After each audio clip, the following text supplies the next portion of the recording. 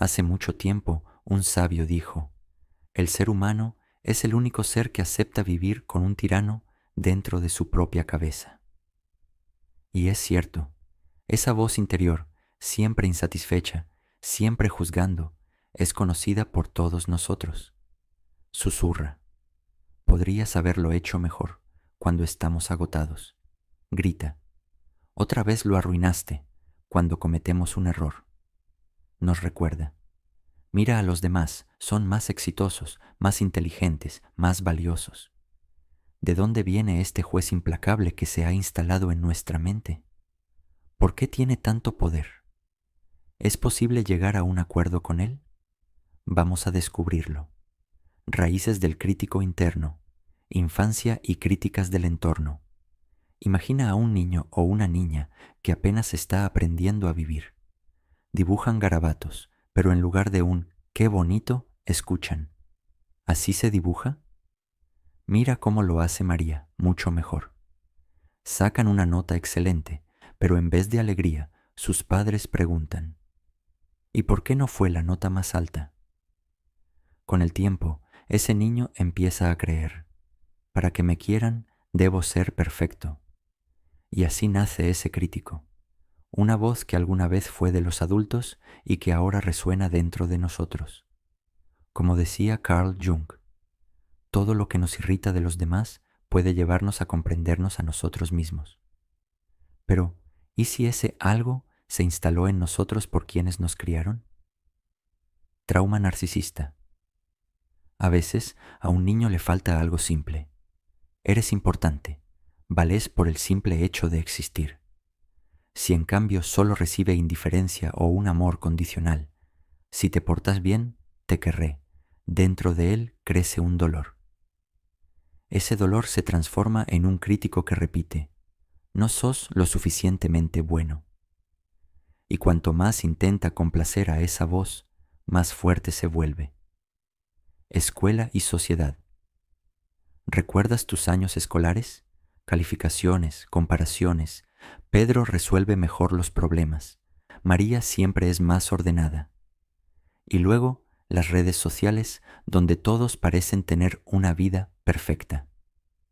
Empezamos a creer que ser normal significa ser impecable. Y como no lo somos, pensamos que algo está mal con nosotros. Así, la sociedad alimenta al crítico y su voz resuena cada vez más fuerte. Fracasos sin apoyo. La vida es como andar en bicicleta, todos caemos. Pero si después de una caída nadie te ayudó a levantarte, nadie dijo, no pasa nada, intenta de nuevo, sino que solo escuchaste, ¿es tu culpa?, aprendes a culparte por cada error. Y entonces el crítico interno triunfa. ¿Cómo funciona el crítico interno? Un viejo pescador, sentado junto al río Amazonas, me dijo una vez, la voz en tu cabeza es como una red invisible. Cuanto más crees en ella, más te atrapa. Así es el crítico interno. No solo habla, programa. 3 rostros del crítico. El juez externo susurra. Mira cómo actúan. ¿Cómo pueden ser así? Nos hace juzgar a los demás, pero solo refleja nuestro miedo a ser juzgados. El devorador de uno mismo. Aquí es implacable. Otra vez dormiste de más. No servís para nada. Revuelve en cada error como una anciana buscando algo en el desván. La sombra en las relaciones. Seguro piensan que soy un fracasado. Si digo algo, se reirán de mí. Es el crítico proyectando nuestros miedos en los demás, envenenando nuestras interacciones. ¿Por qué lo escuchamos? Hábito. Como un zapato viejo. Aunque apriete, es más cómodo seguir usándolo que buscar uno nuevo. Falsa protección. Parece que si nos criticamos primero, nadie más podrá hacerlo, pero es un autoengaño. Miedo al cambio. El crítico insiste, no arriesgues, quédate en tu zona segura. Y muchos lo obedecen, porque es más fácil que intentar y fallar. ¿Por qué es peligroso? Un sabio comparó al crítico interno con un guardián borracho. Aquel que debería proteger termina destruyendo todo a su paso. agota tus fuerzas. El interminable ¿qué hice mal? Es como correr en un pantano. Cuanto más esfuerzo, más te hundís. Distorsiona la realidad. Tras escuchar sos un fracaso una y otra vez, empezás a creerlo, incluso si hay pruebas de lo contrario. Roba la alegría. Incluso en un buen día, el crítico encuentra algo para arruinarlo. ¿Tuviste suerte? ¿Fue casualidad? Historia para reflexionar. Conocí a una mujer que durante 20 años tuvo miedo de cantar. No tengo voz, decía. Luego descubrí que, a los 6 años, una maestra le gritó: «Cierra la boca, me lastimás los oídos». Han pasado décadas, pero esa voz seguía resonando en su cabeza. Así funciona el crítico interno. Conserva viejas heridas y nos hace vivir según guiones ajenos. Pero hay buenas noticias, se lo puede calmar. ¿Por qué el crítico interno es tan fuerte? Un viejo maestro en Cartagena me dijo: el miedo es el pegamento que nos une a nuestros demonios. El crítico interno se sostiene en 4 pilares. Miedo a equivocarse. Imagina a un niño castigado con silencio o gritos por cada error. Al crecer, él mismo se castiga, como si la voz de sus padres ahora viviera en su cabeza. Si te equivocas, serás rechazado, susurra el crítico. Y la persona se paraliza ante cualquier decisión, porque para ella un error es una catástrofe. Expectativas exageradas. Debo ser perfecto. Debo gustarles a todos. Debo poder con todo. Esos debo son como una mochila de piedras. Cuanto más pesada, más grita el crítico: sos débil, los demás sí pueden. Pero la verdad es que los demás son igual de humanos, solo que su crítico les susurra lo mismo sobre vos. Baja autoestima. Cuanto menos se valora una persona, más fuerte suena la voz del crítico. Es como una radio. Si la señal es débil, las interferencias se oyen más claras. ¿Quién te contratará para ese trabajo? ¿Te ves ridículo? ¿No mereces amor? Todo eso son interferencias, no la verdad. Falta de apoyo. Si en la infancia no hubo un adulto que dijera: no pasa nada, intenta otra vez, el crítico asumió ese rol. Pero en lugar de apoyo, ofrece humillación. Vos te lo buscaste, otra vez, te lo dije. ¿Te suenan esas frases? Parábola de los 2 lobos. Un anciano le dijo a su nieto: dentro de cada uno hay 2 lobos. Uno es malo, crítico, el otro es bueno, apoya. ¿Y cuál gana?, preguntó el niño. El que alimentás. El crítico interno es fuerte porque lo hemos alimentado durante años, con atención, escuchando cada una de sus críticas. Con fe, y si tiene razón, con repetición, nos regañamos con sus propias palabras. Pero la buena noticia es que podemos dejar de alimentarlo. ¿Cómo lidiar con el crítico interno? Una antigua parábola dice: si hay una guerra en tu cabeza, significa que estás vivo, pero solo vencerás si elegís por quién luchar.